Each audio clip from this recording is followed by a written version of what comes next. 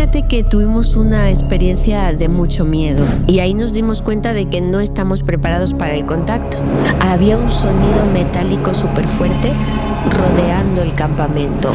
A partir de ese momento yo me puse una meta: conocer en qué consistía el tema del contactismo, conocer en profundidad los mensajes, quiénes mandan esos mensajes y el entender por qué no vinieron directamente conmigo. Ese tema es fascinante porque es uno de los grandes secretos asociados al Archivo Secreto Vaticano. Se asegura que allí se conserva en secreto, desmontado, un aparato que habría fabricado a mediados del pasado siglo un sacerdote exorcista, por cierto, que era capaz de ver y fotografiar el pasado.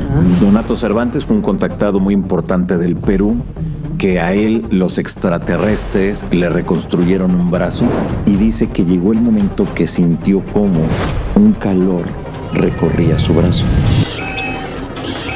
Si ese mismo caso lo traemos al 2025, se trata de una impresora 3D. Recuerdo que el día que se cumplían 3 meses de su fallecimiento, me dormí en su cama, en su casa, y entonces entró mi abuelo por la puerta de la recámara. Me impactó mucho. ¿Lo viste? Lo vi. Cuando él me iba contando eso, la cabeza me voló, me explotó. Claro. Dije, no, me está hablando del abominable hombre de las nieves mexicano. Claro, el Yeti. Un maestro y amigo mío muy querido, el periodista español Juan José Benítez, tiene un libro que se llama Estoy bien, donde recopila cientos de experiencias idénticas a la mía. ¿En serio? De personas que hacen pactos y de cómo esos pactos se cumplen de unas formas insospechadas y fascinantes. Precisamente por esta fascinación que tengo desde pequeña con el misterio, la única persona así que me hacía caso de mi familia era mi abuelo. Mi abuelo me hablaba de historia, de teatro, de poesía. Mi abuelo era súper culto y yo le hablaba pues de misterio y tal, y pues él me escuchaba y me respetaba, ¿no? Y yo un día, no sé por qué, siendo yo muy pequeña, se me ocurrió hacer un pacto con él. Yo le dije, vamos a hacer un pacto si quien muera antes de los dos, si existe el más allá, tiene que venir a contárselo al otro, ¿no? Y mi abuelo, que era muy religioso porque se crió con un sacerdote, su papá murió muy pronto y un sacerdote lo crió. Okay. Además, en plena guerra civil española, se pasó la guerra huyendo con el sacerdote porque pues, uno de los bandos perseguía a los sacerdotes, y mi abuelo al principio me decía que no, pero ya le convencí. Y nunca olvidaré ese apretón de manos. Sellamos el pacto con un apretón de manos, lo recuerdo perfectamente, y lo recuerdo muy vivo porque mi abuelo, una de las frases que siempre me decía es: la palabra de un hombre vale más que cualquier firma. O sea, él me decía que la palabra de una persona era ley y que tenía que ser yo una persona de honor, ¿no? Okay.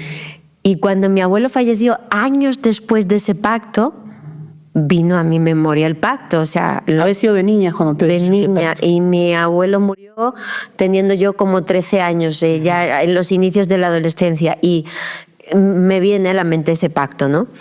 Y yo digo, no, pues si hay algo va a venir, porque él, si algo valoraba en la vida, era la palabra, ¿no? Y me dio su palabra. Y yo durante todos los meses, días, semanas posteriores al fallecimiento de mi abuelo, que sufrí mucho, pendiente de algo, ¿no? De ver o de sentir algo, y nada. No pasaba nada. No pasaba nada.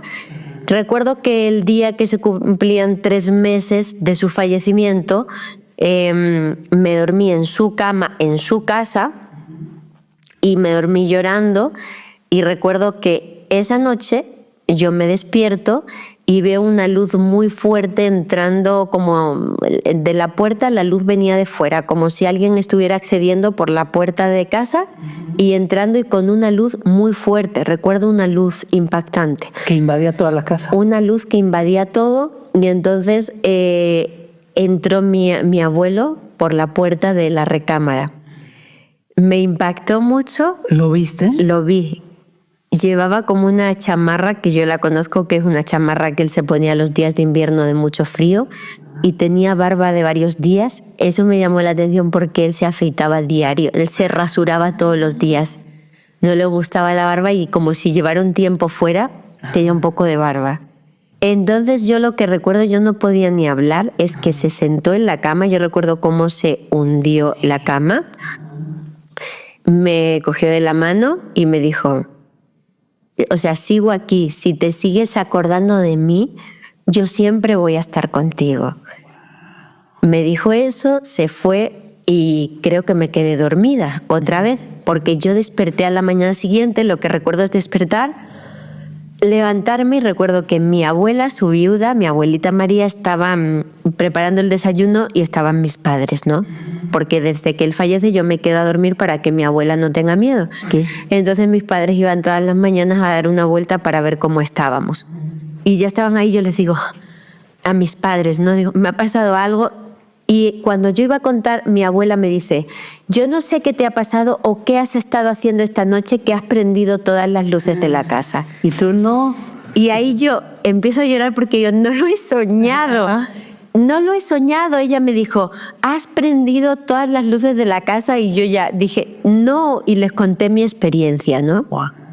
O sea, que sí, lo vivió también, lo sintió también. Lo sintió, no le vio como tal, porque creo que además él nunca se le habría manifestado porque a mi abuela le daban pánico este tipo de cosas paranormales. Ajá. Pero que vio la luz, la vio, porque me dijo eso a la mañana siguiente y yo recibí la señal de mi abuelito de que estaba bien y estaba en otro sitio. Y después de eso, un maestro y amigo mío muy querido, el periodista español Juan José Benítez, por si alguien lo quiere leer, tiene un libro que se llama Estoy bien, donde recopila cientos de experiencias idénticas a la mía. ¿En serio? De personas que hacen pactos, él mismo, el propio Juanjo, con amigos suyos que se van a hacer pactos muy concretos y de cómo esos pactos se cumplen de unas formas insospechadas y fascinantes. Fíjate que mi hijo con mi mamá una vez hicieron eso, ¿eh? O sea, ellos dejaron como un pacto, dijeron, oye, si cuando no estés me vienes a visitar, ¿eh? No sé qué, pero no vais a espantar, no sé qué, pero hicieron un pacto, ¿no?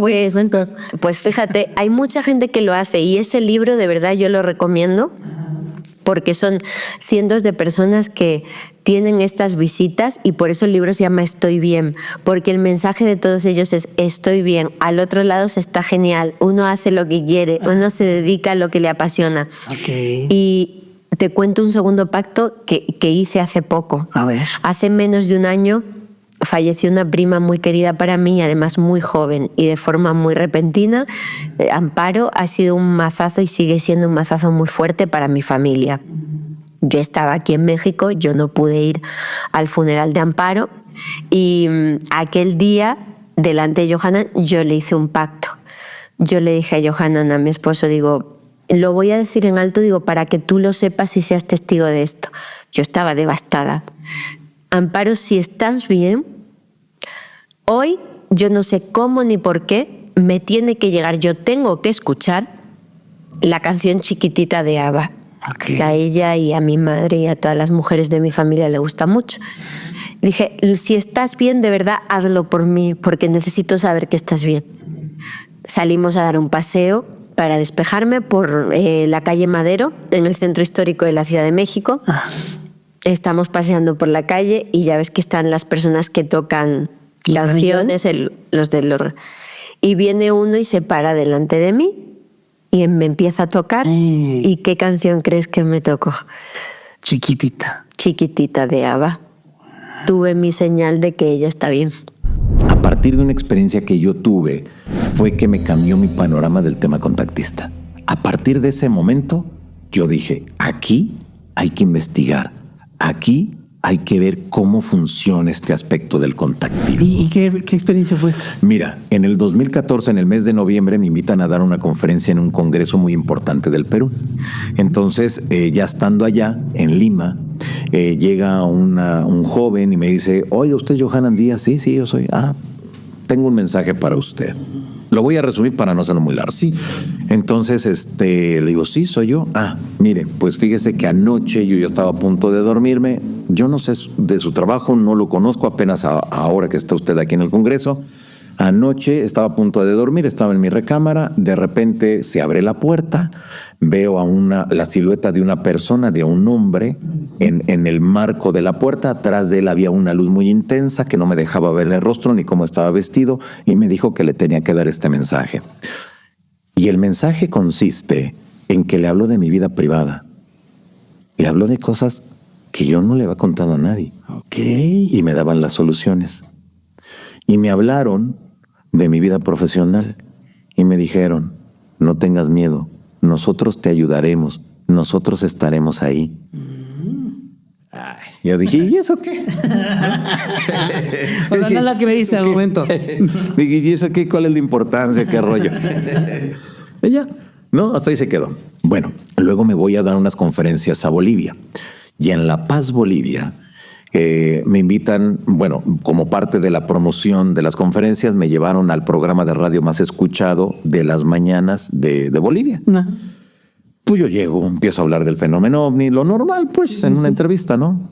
Y llama una señora y dice: oiga, yo quiero saludar al mexicanito. Y la conductora le dice: pues véngase a la estación. Pero, no sé, a mí me llamó mucho la atención eso, porque no es como en México, No, que hay seguridad. Hay 2, 3 filtros de seguridad para acceder a las cabinas. No, sí. Dije, bueno, pues el rollo de acá, ¿no? Entonces llega la señora, llega la camioneta en la que me estaban transportando. Pues yo veo que la señora se sube. Yo pensé que la señora formaba parte del comité organizador. No sabías que era la del radio. No. Y el señor, los del comité organizador pensaron que era mi amiga y se subió. Entonces de repente empieza a llorar la señora. Recién estaban ellos estrenando la línea roja de las de esta cosa que va en arriba. Como sí, los ¿qué parece? Cablebús. Sí, bueno, lo que teleférico. El teleférico, exactamente, ¿no? Que son esas como canastillas que llevan a gente y que transporta. Entonces íbamos, y desde ahí, desde la línea roja, pues se veía toda la ciudad tremenda, o sea, que realmente te da miedo, ¿no? Pues la señora empezó a llorar ahí, yo dije, señor, espérese, no, pues yo le decía, espérese, no se ponga nerviosa. Dice, no estoy nerviosa por lo que estoy viendo. Le digo, entonces, iban los otros señores, ¿no? Es que tengo un mensaje para usted. Y yo dije, ¿qué mensaje o qué? Es que anoche estaba a punto de dormirme y se abre la puerta en el marco o sea, lo mismo. La misma historia. En el marco había la silueta de una persona, yo no sabía quién era, yo cerré bien mi casa y me dijo que le tenía que dar un mensaje a usted. Y yo dije, ¿cuál es el mensaje? Pero llore. Yo le decía, espérese, señora, dígame el mensaje y luego póngase a llorar. Y me dice, mira, y nuevamente me hablaron de mi vida personal y me dijeron, haz caso, no tengas miedo, sobre todo eso, no tengas miedo, nosotros vamos a ayudarte. Y era imposible que supiera a la señora lo que otro cuento. No lo había mencionado, no lo había hablado con nadie. Y ya dije, estos se pusieron de acuerdo. Eso fue lo primero que estos se pusieron de acuerdo. Pero tus asuntos personales, ¿cómo le iban a saber? Eso me sacó mucho de onda, mucho. Dije, ¿cómo es posible que estos seres sepan? Y yo aún así no creía. Dejé pasar 2 años y fue hasta el 2016, en el mes de julio, que saliendo de la zona arqueológica de Teotihuacán, me llegó lo que yo considero la confirmación. En esa confirmación me llegó una de las jóvenes que estaban ahí y me dijeron, Johanan, tengo un mensaje, yo no sé si me vayas a creer o qué. Dije, ya, a ver, dime. Ya había cambiado todo. Dime, que no has hecho caso, que tienes miedo, que sigues con muchas incertidumbres, que ya te dijeron que no tengas miedo, que te van a ayudar. Y me dice, yo no sé qué signifique, nada más me dijeron que te lo tenía que decir. Wow. Eran las mismas palabras, lo mismo. Ahí fue cuando dije, no más, esto es real. A partir de ese momento yo me puse una meta, un objetivo. Conocer en qué consistía el tema del contactismo, conocer en profundidad los mensajes, quiénes mandan esos mensajes, cómo operan, el modus operandi de estas entidades y el entender por qué no vinieron directamente conmigo. Regresando un poquito a lo de la zona del silencio, ¿no les da miedo estar ahí? Fíjate que tuvimos una experiencia de mucho miedo y ahí nos dimos cuenta de que no estamos preparados para el contacto. Porque toda la gente dice, ay, sí, qué padre, yo quiero ver ovnis, que vengan los extraterrestres. Y estábamos en el campamento con un grupo de 50 johaneros, seguidores de mi esposo Johanan. Estábamos acampando en estas dunas de arena tan bonitas y habíamos prendido una fogata y los lugareños nos estaban contando precisamente estos encuentros que tienen con la Hermandad Blanca. Y de repente, bueno, Johanan siempre les dice, bueno, si los extraterrestres os llevan, la primera entrevista me la tenéis que conceder a mí.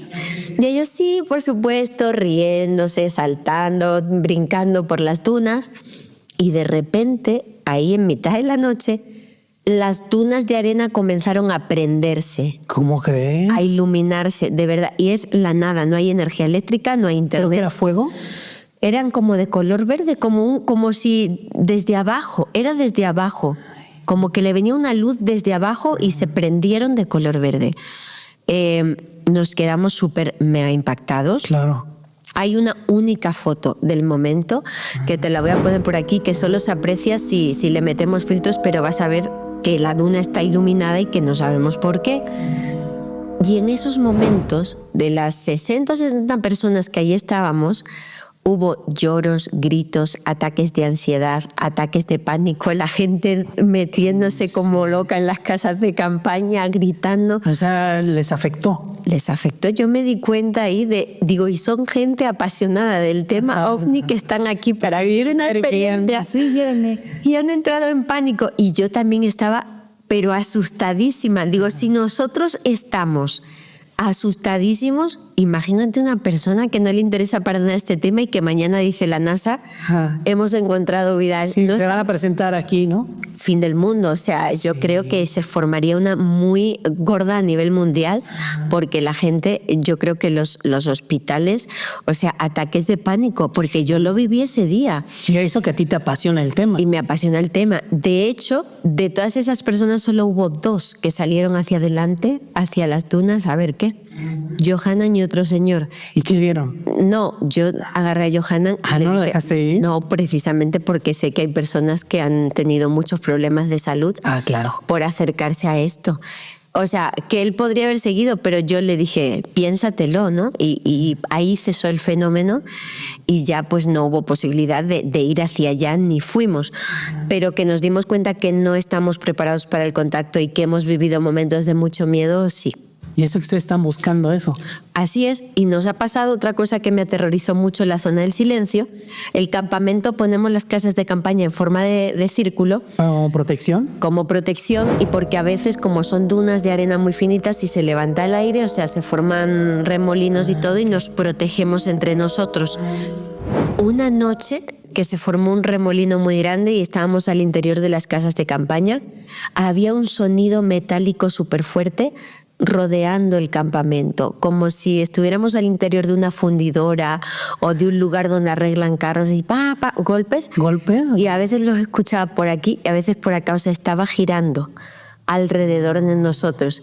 A mí me impactó porque la gente empieza a decir las trompetas de la apocalipsis. Claro, lo que se llega a escuchar, ¿no? Exacto. O también ese fenómeno que se hizo viral hace unos años que llamaron de Ham, el zumbido, que se detectó en varios lugares del mundo, que de repente se escuchaba un chip. Así, ¿no? En Rusia y en varios países. Así es, se hizo viral. Bueno, pues eso lo sentimos una noche, de verdad. ¿Pero que habrá sido un ovni que estaba ahí rondando? Yo no lo sé, no nos asomamos. O sea, yo estaba dentro de la casa de campaña. ¿No te gana como No, yo estaba paniqueada, como decís aquí en México. Yo no quería ni siquiera imaginarme qué estaba provocando semejante ruido metálico en medio de la nada, porque es que no hay nada. ¿Y era fuerte el ruido entonces? Sí, muy fuerte, como si estuviera, ya te digo, en medio de una fábrica de algo metalúrgico. Qué impresionante. ¿Y luces se veían o no? No llegué a ver, o sea, solo era el sonido y muy impactante, claro, cuando te dicen o consideran los contactados que el misterio de la zona del silencio no estaría ahí arriba, sino debajo. Y coincide lo que vivimos con la iluminación de las dunas. Claro. Coincide con este tipo de sonidos y, repito, los contactados aseguran que al interior habría algo, algún ¿Cómo que hay tipo de cavernas? No lo sé porque falta investigación. Estamos hablando de propiedad privada. Es desierto, pero son ejidos. Claro. No sé si eso haya frenado la investigación, pero es muy poquito lo que se ha investigado a nivel científico. Bueno, pues en una ocasión, con un grupo de personas, de 10 personas, estaban acampando en la parte alta del volcán Popocatépetl. Y de repente apareció un ser de 2 metros y medio, entre 2 a 2 metros y medio, muy delgado, no tenía orejas, no tenía nariz, no tenía boca. Lo único que se le veían era un algo como ojos. Ok. Los dedos, imagínese usted, véase sus dedos, vete tus dedos. Ahora tus dedos, ponle un dedo más. Sí. Ese era el tamaño del dedo de ese ser. El pie, vete tu pie, vamos a ver nuestro pie. Bueno, de nuestro pie, aumentenle otro pie. O sea, Era bastante largo el pie de ese ser. Y en la parte del talón tenía un pico. Que hay que recordar que en la alta montaña no es nieve, es hielo. Entonces, el alpinista me decía que ese ser tenía ese espolón. como agarre. Exactamente, para no resbalarse. Lo que a él le llamaba la atención que cuando lo vieron, que estaba así medio, que no estaba completamente oscuro, pero sí te daba la posibilidad de ver lo que estaba en tu entorno. Ajá. En un tramo donde ellos tardaban 2 horas, este ser lo hizo en 15 minutos. La zancada de este ser era muy larga. Cuando él me iba contando eso, la cabeza me voló, me explotó. claro. Dije, no, me está hablando del abominable hombre de las nieves mexicano. Claro, el Yeti de aquí, ¿no? Del Sí, Popo. exacto. No, yo acá yo hasta dije, pero ¿cómo? ¿Cuándo? Todo. Fue una entrevista muy larga, muy extensa. Pues me contó santo y seña, ¿no? Entonces, a mí lo que me llamó la atención fueron 2 aspectos. Uno, que haya sido solamente uno, pero que otros alpinistas ya lo habían visto, pero siempre uno. La segunda cosa que me llamó la atención, que no tuviera oídos o que no se le vieran oídos, no hubiera boca y no hubiera nariz. Es decir, que esos seres que están allá arriba no andan desnudos. Aunque sean extraterrestres y vengan de donde tú quieras, deben de tener algún tipo de equipo o de traje especial para las condiciones climatológicas, gravitatorias y de bichos que nosotros tenemos. Claro. ¿No? Lo normal que nosotros vamos a hacer cuando vamos, vayamos a cualquier otro lugar, o simplemente cuando fuimos a la luna, los trajes espaciales que tenían ciertas características. Exactamente. ¿No? Entonces ahí fue cuando despertó en mí un interés tremendo en darle seguimiento a esa historia. Busqué a más alpinistas, obtuve testimonios y me llamó mucho la atención que a partir de la década de los 50 se tiene conocimiento de la presencia de ese ser. A partir de los 50. Y que todos los alpinistas cuando subían les decían, oigan, tengan cuidado, ya saben. Hay algo ahí arriba. Hay algo allá arriba. Hay alguien allá arriba, entonces no se le acerquen, no le hablen, no nada. No les daba miedo, bueno, sí les daba miedo, pero no entraban así como de terror, me voy a encontrar con un monstruo, ¿no? Ajá, sí. Porque sabían que ese ser iba caminando, siempre el cuerpo hacia el frente, y cuando veía un grupo, giraba la cabeza, nada más sin detenerse, y seguía avanzando. Wow. No es de que, hola, ¿cómo están? O que les levantara la mano. O que los atacara, ¿no? O que les hiciera algo malo. No. Porque ellos lo que decían es, si no mantienes la calma a esas alturas, la gente que llevas puede entrar en pánico y se puede echar a correr. Claro. Y puede ser muy grave para la persona, porque te echas a correr ¿para dónde? No. Si tardas un día en subir, Sí, no hay para bajar, altura y claro, todo. y para bajar es día y medio, Sí, no, por no, todo no, lo que representa. Si no es de que, me echo a correr y ya llego rápido. No. Hay que hacer Eso. pausas, hay que... Claro. O sea, son muchos aspectos: la altura, la falta de oxígeno en el torrente sanguíneo. No es la misma cantidad de oxígeno que tenemos aquí a la que tenemos a 4,000 o 5,000 metros de altura. O sea, son cosas completamente distintas. Sí. Entonces ellos lo que hacían era mantener la calma y ver qué pasaba a este ser.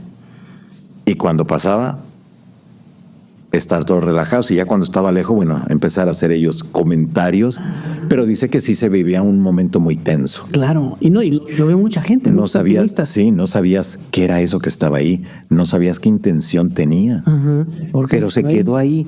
No tiene un nombre.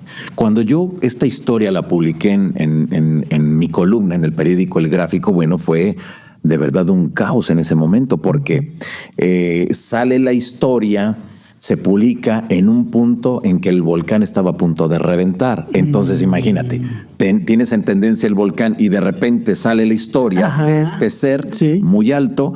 Bueno, pues fueron entrevistas en televisión, en radio, periódicos, revistas, portales. Dices, wow, alucinante. Sí. Pero fue una historia que estaba ahí, que se conoce desde los 50, pero que nadie la había contado. Claro, no la habían divulgado. No se conocía. No se conocía. Entonces esto creo que debemos de tenerlo en cuenta, porque la investigación que se va realizando en muchas de las ocasiones son historias que ni nosotros sabemos que existen, pero que están ahí, que los lugareños sí ubican, que sí conocen. Y es una historia que yo cuando a mí me la platicaron por primera vez me voló la cabeza. Dije, está impresionante. Yo nunca había escuchado hablar de eso, ¿no? Porque si habéis hablar del Yeti, del, ¿cómo se llama el otro? Sasquatch, el Sasquatch, en Estados Unidos. Exacto. Pero acá, que supuestamente yo lo que había escuchado es que estos seres son como una raza que vive entre dimensiones, ¿no? Que por eso desaparece. Sí, exacto. Sí, mira, es que hay muchas hipótesis para poder explicarlo, ¿no? Ahora, si partimos de esto, del avistamiento de este extraño ser que siempre ha sido uno, nunca han visto de 2, de 3 o la familia. Igual que el Yeti, que el otro, ¿no? Exacto, siempre uno. Si a eso le sumamos la cantidad enorme de avistamientos, ¿a qué llegamos? Pues de que en realidad hay algo ahí. Pudiera ser una base extraterrestre, pudiera ser una base de seres dimensionales, pudiera ser una base de seres intraterrenos, no lo sé. Pero ahí está. La vinculación entre la naturaleza y la aparición mariana es fundamental. Todas las apariciones que se han dado de la Virgen son en entornos donde haya agua, minerales y también la parte de los árboles. Se aparece mucho sobre encinas, sobre árboles de este tipo, muy vinculado a las llamadas fuerzas telúricas o puntos, venas, espacios de poder a nivel electromagnético, a nivel telúrico del planeta Tierra. Okay. Yo siempre me había preguntado por qué, ¿por qué pide el lugar de culto y por qué estos espacios? Y creí encontrar la respuesta una noche paseando por Fátima en Portugal. Es la que te quería preguntar ahorita que nos contaras esa historia. Yo estaba visitando este lugar de la aparición de la Virgen en el año 1917. Se apareció a 3 pastorcitos y actualmente es uno de los santuarios marianos más importantes del planeta. De hecho, se le denomina el altar del mundo. Es una aparición mariana donde inicia con una especie de zumbido como de abejas, según las declaraciones primeras originales de los testigos. De los niños. De los niños, porque luego el mensaje se modificó. Okay. Pero en los interrogatorios originales, que solo ha habido 2 historiadores ajenos a la Iglesia que hayan tenido acceso a ellos, los historiadores Joaquín Fernández y Fina Darmada, y hemos tenido la oportunidad de estar con Joaquín Fernández en su casa, de entrevistarle y de acceder a toda esa información. Joaquín asegura que en el interrogatorio original, el primero, donde los niños todavía no estaban contaminados por lo que le decían los adultos, dicen que se escucha una especie de zumbido de abejas y que hay como un relámpago de luz y que de esa luz se aparece sobre una encina una señora muy bonita, pero no la imagen de la Virgen de Fátima que tenemos en la mente. Lo que describen en ese interrogatorio original es una niña muy bajita, como de 1 metro, que o no tiene pelo, es calva, o lo tiene tapado con algo así muy pegado, y con un traje acolchado metálico, como papel plata, a la altura de las rodillas. Okay. Eso es lo que describe. Sí, no tiene que ver con una imagen de una virgen. Cero, ¿no? En el siglo XVII, en 1917. Y que tiene una esfera de luz en su mano. Que cuando esa esfera se ilumina es cuando ellos pueden hablar y entender a esa señora. Y los 3 en diferentes grados. El único niño, Francisco Marto, solo podía verla, pero no era capaz de escucharla ni de entenderla. La niña más pequeñita, Jacinta Marto, era capaz de poder escucharla y verla, pero no platicar con ella. Y Lucía, la más mayor, Lucía dos Santos, la prima de los otros dos niños, podía verla, platicar con ella y escucharla.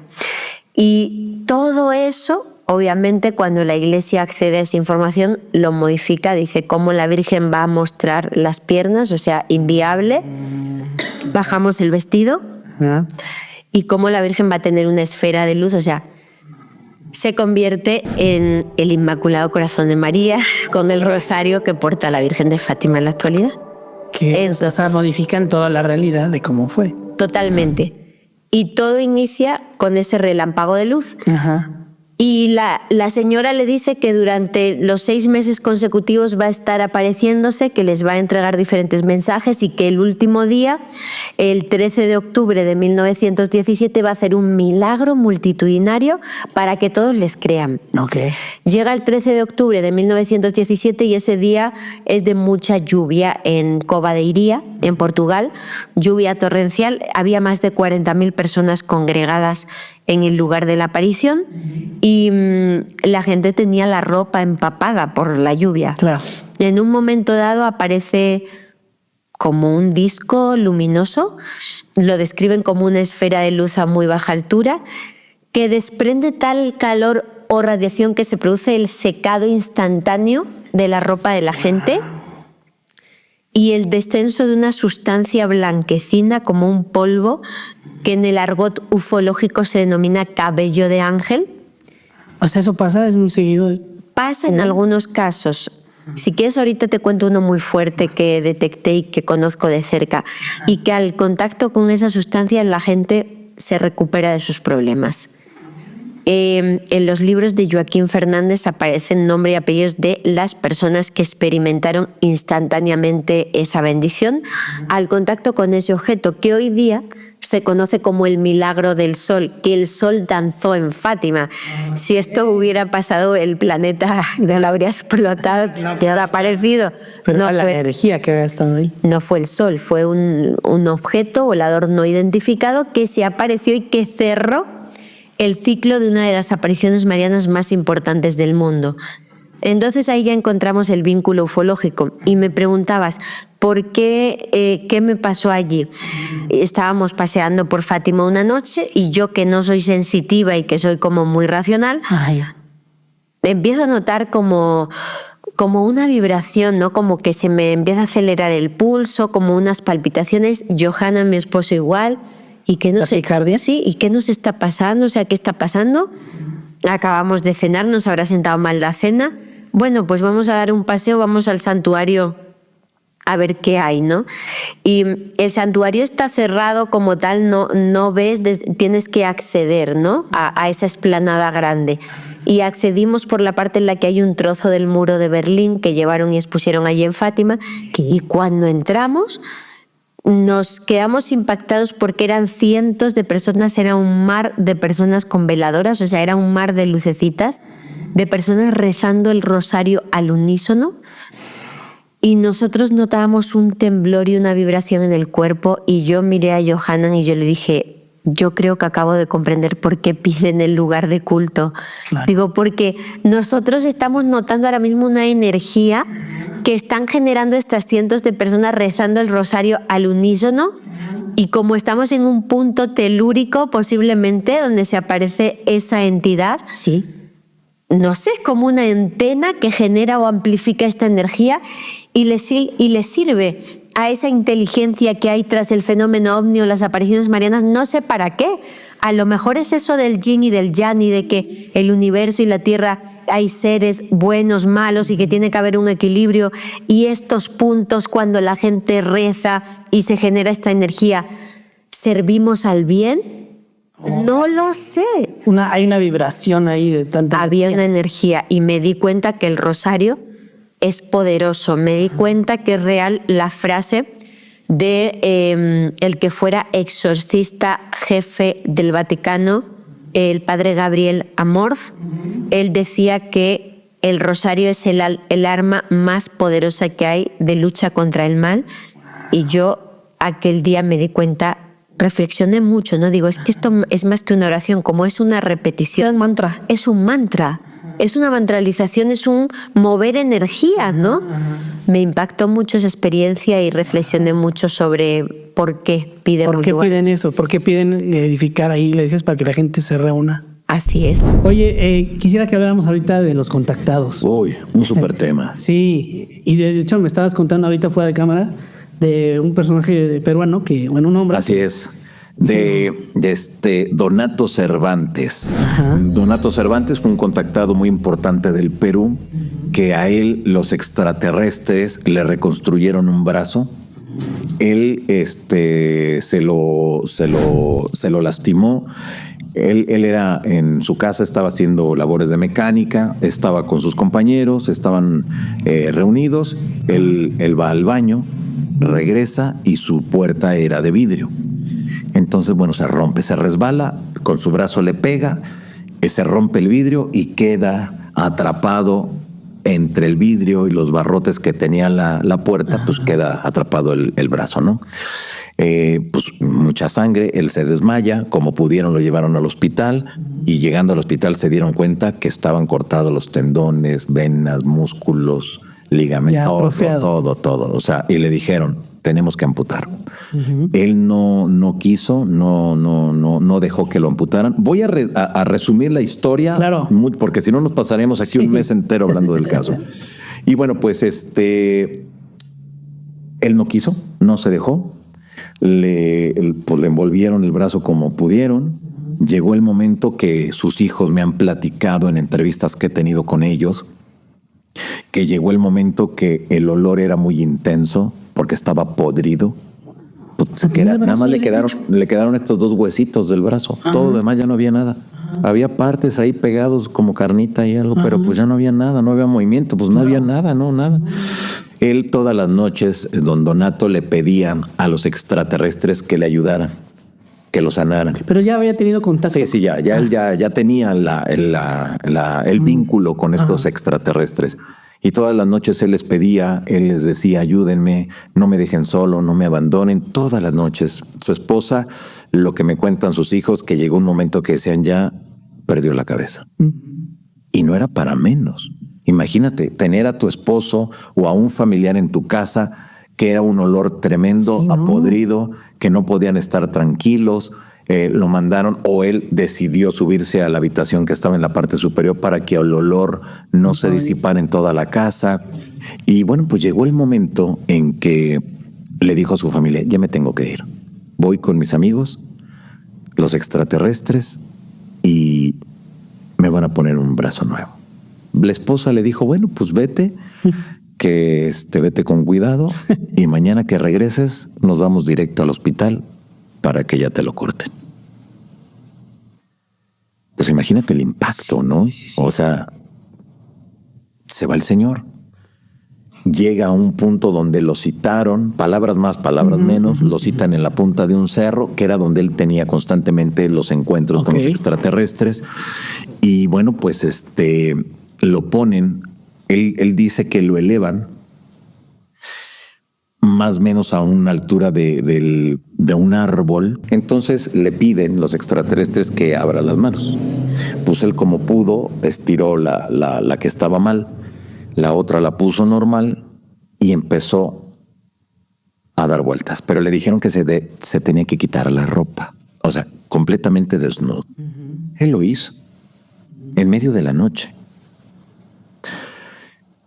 Era su única opción. No había más. O sea, también hay que entender esa parte. Claro. Y cuando él está en el aire, empezó a dar vueltas, empezó a girar. Y dice que llegó el momento que sintió como un calor recorría su brazo. Y sus hijos me relatan que él escuchaba un shht, shht, shht, y una luz. Si ese mismo caso lo traemos al 2025, se trata de una impresora 3D. Claro. Cada paso de la luz por su brazo él veía cómo iban apareciendo carne, venas, iba apareciendo cosas. Ajá, iba regenerando. Por eso te digo, si ese caso lo traemos a la actualidad, era una impresora 3D. Bueno, le ponen el brazo, lo puede mover, llega a su casa al día siguiente, él iba cubriéndose con una chamarra, ve a sus hijos, los agarra y les dice, les tengo una sorpresa. Se quita la chamarra y empieza a mover sus dedos, su brazo, carga a sus hijos, se corre en el pueblo la noticia de que le habían puesto los extraterrestres un brazo nuevo, pero llega lo malo, que la gente comenzó, es que tú hiciste pacto con el demonio. Entonces, entre que extraterrestres y el demonio, pues la gente estaba muy contenta, muy feliz. Pues imagínate los hijos, imagínate la esposa. Y bueno, pues llegó el momento que él se dio cuenta que como que tenía mucha fuerza. Y le dijeron, a ver, levanta ese motor que está ahí. Lo levantaba como si nada. Se dio cuenta que tenía una fuerza descomunal en su brazo. Se asegura que le dejaron 3 protuberancias en esta parte de la muñeca, que cuando él quería hablar con los extraterrestres, como que lo tocaba, como que hacía algún movimiento y aparecían los objetos. Se asegura que cuando él estaba en su casa escuchando una estación de radio a 300 metros, o hay quienes aseguran que hasta 700 metros a partir de donde él se encontraba, todas las radios que estaban prendidas en ese momento escuchaban lo mismo que él estaba escuchando. Si él quería hablar y que todo el mundo se enterara de lo que él quería, todo el mundo escuchaba lo que él estaba diciendo. Entonces fueron cosas que fueron llamando mucho la atención. Llegó la prensa local, la empresa, los medios de comunicación a nivel nacional, y fue el hombre del momento por lo que él estaba haciendo. Es un caso alucinante. ¿Esto hace cuánto fue? Esto fue en la década de los 80s y 90s. Fue como lo más fuerte de la experiencia de Donato Cervantes. Entonces aquí es muy lamentable que una experiencia tan importante, donde están las fotografías, evidencias, están los documentos, los partes médicos, el antes, el durante y el después de estos 2 accidentes que tuvo con los dedos, porque no fue solamente una vez. Fue el brazo, y en otra ocasión fueron los dedos. Y también. Y en el principio fue que los extraterrestres, esto fue en la década de los 70, fue de las primeras cosas que le pasó. Él estaba trabajando en la empresa que estaba construyendo el camino a la entrada de su localidad, ahí donde él vivía. Estaban construyendo como la autopista. Y él se enrola ahí con esa empresa y se asegura que en algún momento vieron a Donato elevándose, o sea, estaba en el aire, pues, y arriba había un objeto luminoso. En eso iba pasando, es lo que me cuentan sus hijos, iba pasando un camión de carga del normal, de lo que había en la constructora, y pues dejaron caer el cuerpo de Donato Cervantes. Cuando los del camión llegan para ver quién era, qué era eso que había caído, se dieron cuenta que era un humano y se dieron cuenta que estaba todo fracturado. Como pudieron, lo levantaron, se lo llevaron al campamento base y como había fiesta esa noche o ese día, pues le dijeron, mira, pues lo máximo que podemos hacer, porque no te podemos llevar, porque es de noche y no hay camino, pues lo estaban construyendo. Sí. Pues hay que esperar a ver si pasas la noche, y si pasas la noche, pues mañana te llevamos. Tenía todo fracturado, todo. Y lo vieron cómo lo soltaron del aire. De la nave. O sea, haz de cuenta, la nave estaba arriba, él queda en medio, él estaba en medio de la nada y lo soltaron. Bueno, se refiere que lo que dijeron quien lo atendió en ese momento era de que tenía fracturas por todos lados. Lo dejaron en la camilla. En eso, en la noche, llegan los extraterrestres, se disculpan con él y le dicen: nos disculpamos, pero bueno, vimos que se acercaba un camión, había más gente. Por eso fue. Pero vamos a componer tu cuerpo. Y lo arreglaron, lo dejaron como nuevo. Al día siguiente, cuando ya van para trasladarlo al hospital, pues se dan cuenta que ya no estaba. Dicen, ¿pero cómo? ¿A quién se lo llevó? Y de repente lo ven por allá que andaba trabajando. Como si nada. Pues el primero, es la primera. La segunda es el brazo y la tercera fueron los dedos. Entonces, es un caso alucinante. Y está toda la evidencia. Todo. Oye, ¿y le Los han hecho testimonios. radiografías? El señor ya falleció, pero están todos, todo, el parte médico, todo. Cuando te digo todo es todo. Todo lo tiene. La documentación médica. No sé si tengan las radiografías, pero yo creo que en ese momento pues ya ni había necesidad de hacer la radiografía. Pues no, si ya lo tenían, ya no, pues, estaba todo podrido. Pues, Claro. Ya no había nada. No sé si las tengan, pero los partes médicos sí me queda claro que lo tienen los hijos. Entonces, bueno, pues ellos han publicado un libro con toda la historia. Yo creo que después de 20, 30 años le están haciendo honor y están rescatando un caso tan impactante a nivel mundial. Siempre nos preguntamos y nos decimos que en el tema del contactismo no hay nada que pueda sustentar las historias. Y es cierto. Yo creo que el 99% de los casos no hay algo que lo pueda sustentar. Claro. Pero sí los hay. Poquitos, pero sí los hay. Ahí está una muestra. Ahí está, Donato Cervantes. Por favor, danos tus redes para que te vean. Desde luego ahí conéctense conmigo. Ahora estoy transmitiendo a través de La Insólita Experiencia el domingos, martes y jueves a las 9 de la noche, así que ahí sigan. ¿Es tu nuevo canal de YouTube? No, ese es el normal, no, el de la Insólita. Y el nuevo es el podcast. Bueno, el de La Insólita Experiencia me encuentran como @Johanan Díaz, como mi nombre. Y en el nuevo, al que te refieres, que es el podcast, que es Encuentros Extraordinarios, que es una vez a la semana, en el formato de video podcast. Estoy todos los miércoles a la 1 de la tarde. Miércoles a la 1 de la tarde, así que suscríbanse, síganme y ahí para hacer sinergia y vayamos conociendo todos estos misterios. No se van a arrepentir, suscríbanse, compártanlo porque... No. Yo soy súper chidillo. Sí. Muchísimas gracias. No, hombre, gracias a ti. Oye, antes de terminar, ya se nos está acabando el tiempo. Quisiera que habláramos del cronovisor, de todo esto de que la iglesia está metida en la tecnología, en los estudios y esto. Pues ese tema es fascinante porque es uno de los grandes secretos asociados al Archivo Secreto Vaticano. Se asegura que allí se conserva en secreto, desmontado, un aparato que habría fabricado a mediados del pasado siglo un sacerdote exorcista, por cierto, en la diócesis de Venecia, llamado Padre Pellegrino Ernetti.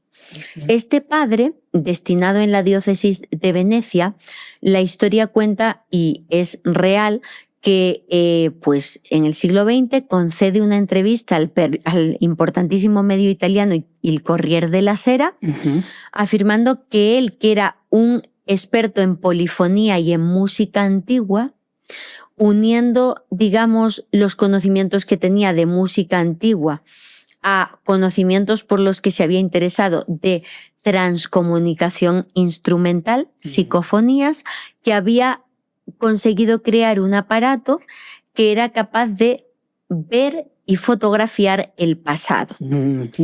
Esa entrevista se publica, es real que el Corriere della Sera lo publica, pero publican dos fotografías supuestamente obtenidas por el cronovisor del rostro de las que Jesús, hemos visto todos y de Jesús paseando con los apóstoles por el Monte de los Olivos, ¿no? Y por el Huerto de los Olivos se descubre, después de ese reportaje real del padre Ernetti, que las dos fotografías son falsas, que están tomadas de dos obras de arte, un Cristo que está en Italia, y la historia cae en el descrédito más absoluto.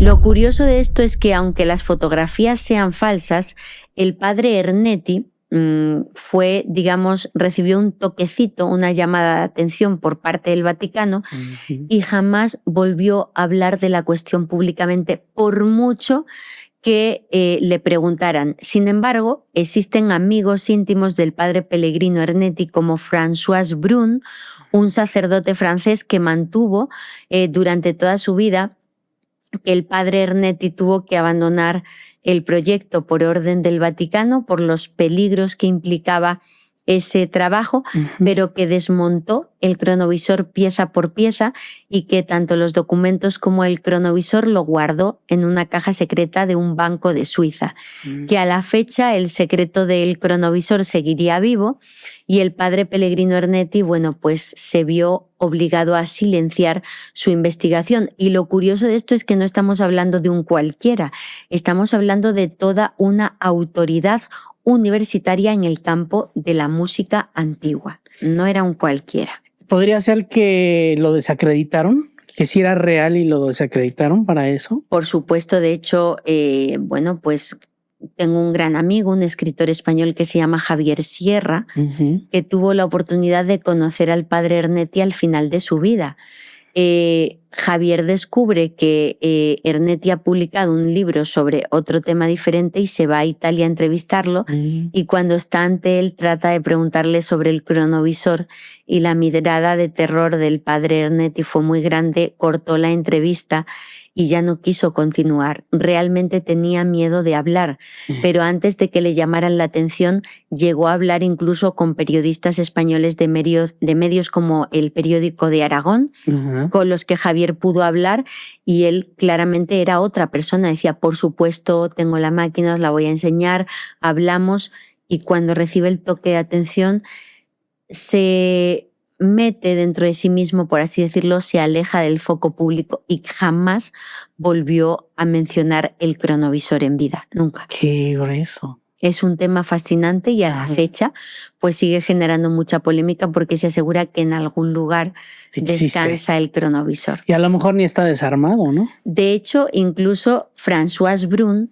decía que él sabía del cronovisor antes de que se publicara la información en Il Corriere della Sera, hasta tal punto que ese sacerdote francés, Brun, amigo de Ernetti, cuando ve la entrevista del cronovisor dice, al padre le han tendido una trampa. Él ya sabía que las fotos eran falsas porque en las conversaciones con Ernetti siempre le había dicho que lo que se veían en el cronovisor eran escenas lejanas, nunca primeros planos. Y entonces al ver las fotos, François dijo, estas no son. Están tendiéndole una trampa al padre, han metido fotos falsas. Claro. Porque él ya sabía de la investigación de forma privada y era muy diferente a lo que contaron en prensa. Es decir, silenciaron, y nuevamente hablamos de esos servicios secretos y de ese espionaje y contraespionaje, condenaron la investigación del padre Ernetti, ¿no? La dieron un carpetazo. Claro. Qué impresionante. Oye, te quiero agradecer. Sí. Siempre contigo las pláticas son súper interesantes.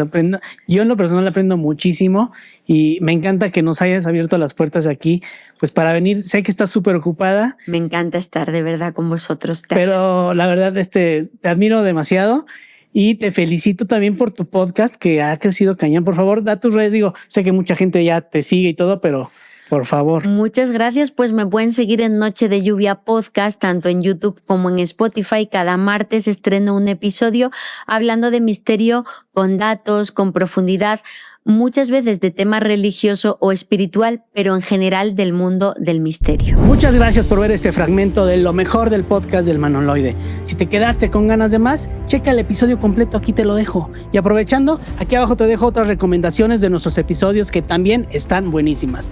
Te recuerdo que todos los lunes lanzamos episodios de estreno. Suscríbete al canal y activa la campanita para que no te pierdas los episodios. Nos vemos aquí el próximo lunes en el podcast del Manoloide.